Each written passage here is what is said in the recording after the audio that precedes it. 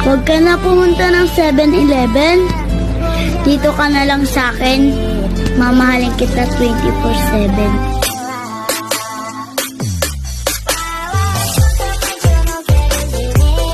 Yan. Si Pia Wurtzbach yan. Pia Wurtzbach!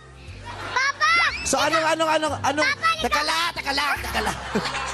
So, si Pia Wurtzbach, titigan mo muna siya. Tignan mo. Okay. Pikit ka. Tapos titigan mo siya ulit. Anong nararamdaman mong hula sa kanya?